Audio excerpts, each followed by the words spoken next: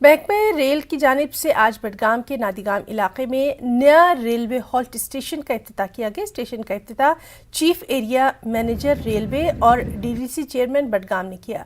Railway station के शुरू होने से मकामी लोगों ने खुशी का इजहार किया। उनका कहना था कि ये उनकी देरी न मांगती जो आज पूरी हुई, जो कि उन्हें घूम घूम कर अपनी मंजिल की जानिब जाना पड़ता था, जिसकी वजह से काफ़ी किराया और वक्त भी लगता था। लेकिन अब जब ये स्टेशन शुरू हुआ तो उनका किराया भी बचेगा और उनका वक्त भी। उन्होंने सरकार का शुक्रिया अदा करते हुए कहा कि यहाँ पर 2 के बजाय दिन में भी ट्रेन रुकनी चाहिए।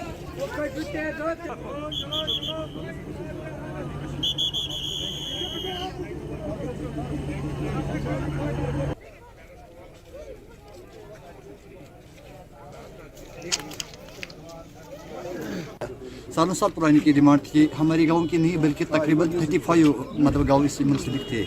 इससे हमको ये फ़ायदा मिलेगा कि एक तो वक्त भी बचेगा, किराया भी बचेगा और ये जो मतलब हमारे यहाँ पे रोज़मर्रा ज़िंदगी में जो एसेंशियल कमोडिटीज़ को हासिल करने में जो ट्रांसपोर्ट का अमल दखल हुआ था, तो मुझे लगता है कि हमारे लिए एक खुशी और मसरत का पैगाम है। Our land is full of orchards, our land is full of literacy, our land is full of employment, our land is full of inputs, grains and whatsoever. Basically tomorrow it will be kind of delay and it will give more and more benefit to the public of JNK. हमने जो ख्वाब देखा था कि हम railway station देखना चाहते हैं और ये ट्रेन यहाँ पर रुकनी चाहिए, तो इंशाअल्लाह रहमान आज हमारा ख्वाब जो है वो पूरा हो गया।